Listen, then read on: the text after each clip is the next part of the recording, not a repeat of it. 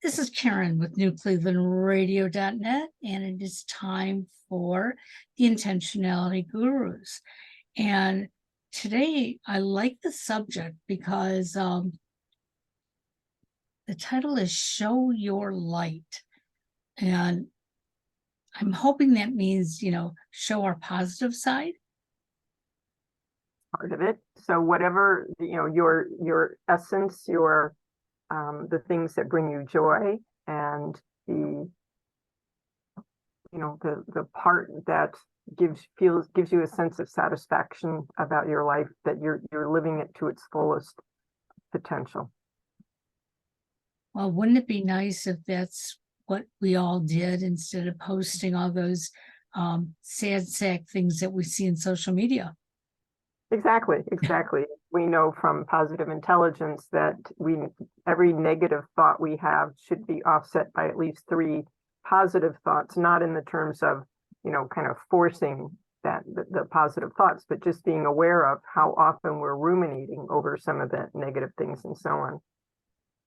But the thing about today's topic is it kind of came about just by happen chance that I had heard an audio that Brian Johnson did, and it was Face Your Fear. And then I heard something Elliot Connie did. He's a psychotherapist that is a big leader in the solution-focused brief therapy subset of psychotherapy. And he had a podcast on the idea of your discomfort will reveal your opportunities, basically. And the actual phrase was, discomfort leads to self-discovery. Oh, okay. Okay, so not that you have to lay on a bed of nails necessarily, but there can be other episodes in our lives where we can say, okay, this wasn't comfortable, but what did I learn? Kind of a deal. Exactly. So I thought for today, if people could walk away with the idea of recognizing when they're feeling fear or discomfort, or even just an element of being unfamiliar with something that starts to creep up on us, how that might be limiting our field of vision about what's possible for us, and then maybe pushing the margins a little bit against that, so that our margin of uncomfortable or discomfort can be higher or broader, so we can tolerate that discomfort as long as it's not threatening to our well-being, and then identify some ways to build in moments for being really intentional about catching ourselves in that. So what do you think? I think it's a perfect topic, especially for today. As we've said before, we don't rehearse this, but we don't even talk about it ahead of time. Right, exactly. But today I have this secondary job that I do, and today I have 3 locations I have to go to. And there's something about this job that I really like. It's very easy to do. 99% of the time, I'm 100% on my own doing it. However, I get this pit in my stomach when I have to do these jobs. I don't know what it is. At the end of the day, when I'm done, I probably will look back and wonder, like, why do I get so anxious? But I do. And I start thinking about, maybe I shouldn't do all of them today. Maybe I should do 1 today and 2 tomorrow, because I have that flexibility. But I don't have a real good understanding for it, because it's not a threatening situation. It's some discomfort, but not life-threatening. Right. All right. And where does it show up in your body as a rule? It shows up in the pit of my stomach, where, my brain starts to say, oh, you're not feeling good. Maybe you shouldn't be doing this today. And then I have to go back and feel it again. Is it really a physical thing that I'm feeling, or is it emotional? If it's physical, yeah, maybe my brain is right. But typically it's not physical, it's emotional. And what do you think the thought is before you notice the physical part? Oh, I'm sick. I've got a good reason not to do this today. And what do you think the discomfort may be triggered by? What is it about? What is your thought about that job or that task that you have to do? I think the biggest thing that I don't like about it is the driving. So they're all in different directions. I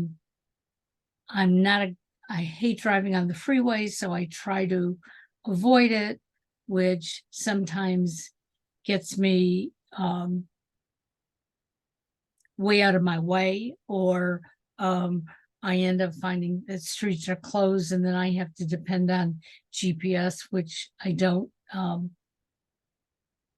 have much confidence in. Yes, I have my own issues with GPS and have that sense as well. And so in this context, what's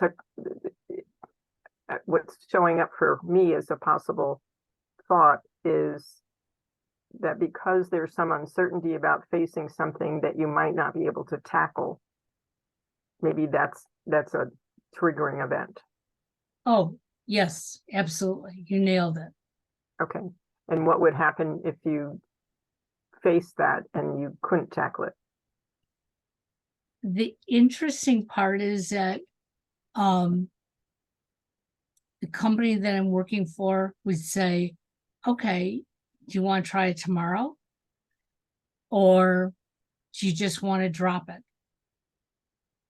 So it's not like anybody is forcing me to do it, but I feel like I should be able to do it. And I've done it in the past. Okay. It's like, just go ahead and keep moving forward. So that's what your rational brain says. What does the Right. emotional part of your brain say? It just keeps telling me to be careful. Of what?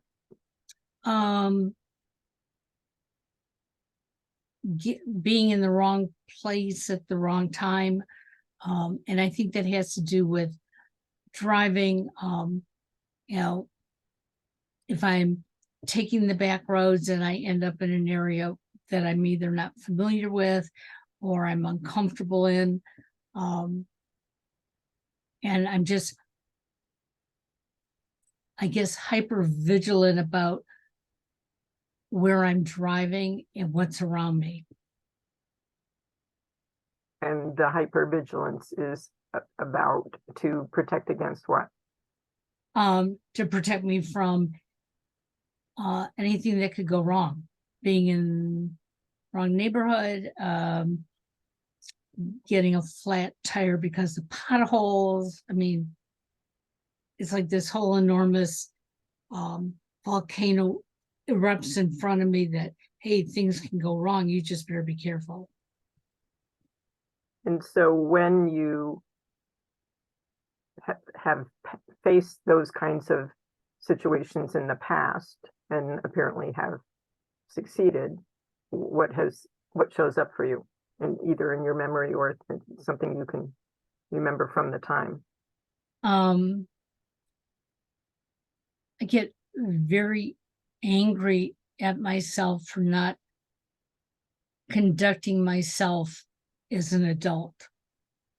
I feel like even though I'm in the car alone, I see myself as a little kid having a tantrum because I'm in the wrong place at the wrong time or something isn't working out properly. What if you weren't in the wrong place at the wrong time? Say that again. What if you were not in the wrong place at the wrong time? Oh, then, I could give myself a lollipop because I'm okay. And so what do you know from your past experience in terms of, just playing a game here, the ratio of when you've been in the wrong place at the wrong time relative to all the times you had to do something like that? Um,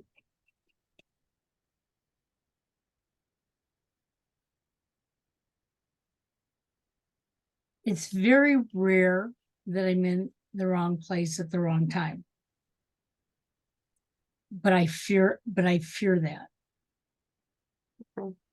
And So, so I perceive it um as I get in my car and just even pull out of my garage, you know, I have to keep reminding myself, yes, you know, you have to back out of the garage, you know, before you let the garage door down. I mean, it's like I have to think of every little step to ensure my safety. okay, yeah, and those are all really legitimate things. Yep. But in terms of how you can surf those feelings, how does that work for you? How I can do what to those feelings? Surf, Um,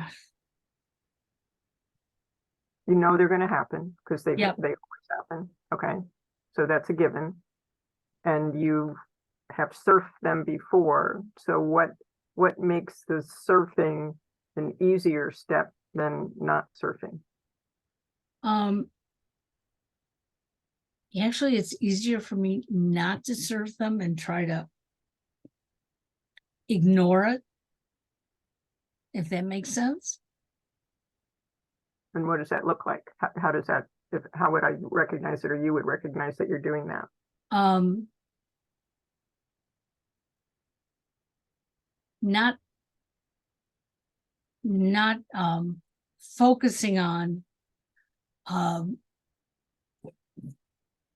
my next step, just going forward to the destination, not thinking about, you know, I'm going to back up, I'm going to turn left, I'm going to turn right, I'm going to go to the freeway, I'm going to go X amount of exits. When I think about it that way, it's much worse. When I think about, I'm just going to this destination, and it's almost like I'm asking um, the forces to pull me along. And do you, at the time, I'm just curious, at the time when you take that route, you know, literally and figuratively, Yep. um, is that a conscious decision, or does it happen somehow, sometimes and not other times? The non-surfing route. I think it happens more often than not because I will end up being at the location and almost wondering, how did I get here? But then if I stop and think about it, I can remember all the turns and the curves and everything else. So afterwards, I can think about that and I see the safety that, hey, I did get here and I was observant of it. But if I did it the other way and said, okay, now I'm going to pull out and now I'm going to turn right and now I'm going to turn left, I'd be looking for all the obstacles along the way. All the things that could go wrong. Right. Yeah. And I'm wondering, so when you take the non-surfing route, so you're not getting into the minutia of the steps and all the places things could go wrong, you're just doing it. Is there a moment when you have a sense of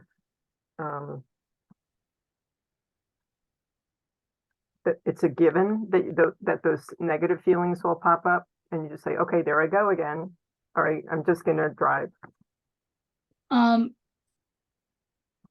So in that case, the negative happens once I'm there. It's like, now I got to go inside and do this job. And I think about all the things that could go wrong. So for instance, in this job, most of the locations I go into, I go directly to my assignment. I don't have to tell anybody I'm there. I just do it, walk away. There are others where I have to go in and have to have somebody let me into an in a authorized area. And those are the times that I'm the most anxious, because if they're not there, then I can't do my job. However, I still get paid for doing my job, even if they weren't there. I showed up. All I have to do is let my company know, and then I can turn around and walk out. But that still makes me anxious, because it's like, I came here to do a job and I'm not doing it. So which anxiety loop, if I may phrase it that way, the anxiety about maybe not being able to do your job when you get there, and the drive to the job, is which one comes first? Which thought loop? Actually, the thought of, what if I can't do my job once I'm there? Because then it goes back to, I had to drive all the way here to do it, and I'm not doing it. Okay. So in just exploring that, what shows up for you, if anything? Well, as I say it, it just sounds so hokey to me, because I get paid for my drive time. I get paid whether I do the job or not. I mean, who wouldn't want a job like this, right? And I get out of the house. And it's like, why are you anxious about this? But I can't totally pinpoint it, other than the fact that I really don't like to drive. And I like to accomplish things. Mm-hmm. And knowing that, what shows up? That little pit in my stomach that says, just accept this for what it is. Like, it's not the end of the world. So you shouldn't, and I know that's a word I don't really want to use, but there's no valid reason for me to be this anxious. Yeah, and what do we know about that kind of thinking, that there's no valid reason, that we're feeling the emotion and we're trying to get our rational brain to say, don't be afraid of the dark. Yeah. Like, what's wrong with you? All right. When, you're young and you're afraid of the dark, or the boogeyman under the bed, or, in the closet, whatever it happens to be, because in our family, we had lots of practical jokes occurring with people coming out of the closet, in the middle of the night, Right. hiding in the closet just so they could scare the bejeebies out of you. I gave as good as I got, so I can't complain, but I still have memories from those times. But, our rational brain isn't going to do the job, but Right. we do have some other ways to approach it. So the idea is maybe just to notice and say, oh, there goes my thinking again, because it's just the thinking. I don't want to say just, I have to not use that word, just like should is not a word that we should use as a rule. But that just to notice that, oh, there it goes again, that automatic way of thinking that doesn't serve me. Correct. Yeah, and when Brian Johnson was doing his thing about face the fear, he talks about Muhammad Ali, and there was a time before when he was still Cassius Clay, when he was going to the Olympics, and I forget what year it was, but he was afraid to fly, and he almost didn't go because of his fear of flying. And Ali apparently says in his biography, autobiography, that we're only brave when we have something to lose and we still try to face it. And we can't be brave without fear. Interesting. Right. And then he said there are little daily choices that set the standard for the rest of our lives in terms of facing those fears. Could be big, could be little. So what's going on in your head right now, or your body, or both? Yeah. So, like I've said, one of my, and I don't know if, well, it is a fear. Facing, the drive does develop courage because I do it and I get there and I feel accomplished because I went from A to B. And the same thing with, completing the job. It's, I've got this, you may feel hesitant about it, but you've done it before. Let's see if you can do it again. And I do it over and over again. I guess I don't acknowledge the accomplishments. And somebody once told me, especially with my fear of driving, is that even if you're going, just backing out of your driveway, when you get to the end of your driveway, you should say, good job, because you've started to conquer your fear or your anxiety. And I typically don't. I try to drown it out and not even think about it. But and acknowledging the step that you did in the face of the fear, is a great technique, because we're kind of overriding the fear circuit in our brain, so to speak. And, if we try to push it away, it's just going to take on greater proportions as a rule. right. But if we just say, oh, there it is, and acknowledge it, then name it to tame it, there goes my brain again, telling me that I'm going to screw this up, or I may get there and not all the catastrophe things that we can come up with.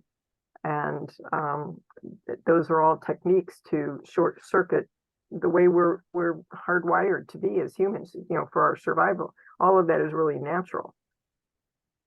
But where it takes a toll on us is where it stops us from, going through it. Now, if we have our hand on the hot stove, we want to notice that and not say, okay, I think I just need, this is just my brain telling me that this is really uncomfortable. It is physically is uncomfortable. But the rest of the stuff that's between our ears tends to be self-induced. Well, Elliot Connie, the psychotherapist, had a little thing about discomfort leads to self-discovery, and he talked about how he always wanted to do comedy, and he was invited to do like an open mic thing in LA, and he did it and he got good response, and now he's being invited to do, I guess, a showcase of comedy, I guess, when they have a lot of comedians and so on. I know that you have a lot of experience with going to those kinds of events and so on, but he was like hugely just uncomfortable about doing it, but he did it anyway. All right, and then he had these other opportunities opened up to him, and he cites, I think it was who said that, the David Branson, is that Richard Branson? Yep. I guess. Yep. Yeah, basically to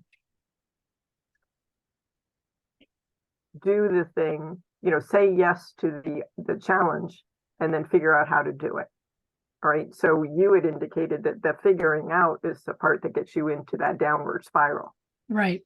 All right, so then you have to come up with your own technique. I'm a throw your hat over the fence and force myself to do it. I mean, I pay a huge emotional price doing it. That like, what was I thinking of? But I'm not recommending that technique. But we'll all have our own technique. But just knowing that the fear part's going to show up. Ali says that if he hadn't gone to the Olympics and won, that's what started his career trajectory to being the world champion. And when you think about it, we think here's this big fighter who could fight his way out of almost anything. And, he certainly has the personality and the charm and all of those, personal attributes that were so entertaining. And the phrases, I mean, many of them are so wise. I was reading a list of his quotes, and, he was really a deep person, not just a physically strong person. But, we wouldn't have had the essence of this man, in part. I'm not going to say it was all based on that flight, but just think about that whole trajectory. So that's the hiding the light, even though the hiding your light under a bushel, it has biblical references and so on. Really what it means is, where are we hiding out and not pushing our margins in a comfortable way? Where are we not saying what we want to say to somebody else? Where are we not going on camera in their podcast? Those kinds of things. I don't know if you know anybody like that, but it gave me pause for thought on a lot of these things. So for you, it may be that, and maybe some other things. Well, it gives me reason to experiment with this today. I have to admit that talking about it has helped ease some of that anxiety. Because, before we went on air, all I could think about was, hey, when this is over, I have to get in my car, I have to do this, I have to do that. And, maybe if I don't put such restrictions on myself, maybe that'll help. So I'm going to play with it today. Yeah. Maybe even set your phone alarm to just, remind yourself to stop, look, and listen about what your thoughts are, and those kinds of things at the time. So sounds wonderful. Yeah. Well, thank you again for an inspiring intentionality gurus, and we'll do this again in a couple of weeks. Well, I expect to see your light from your house to my house. I like that. I'll talk to you soon. Bye-bye now.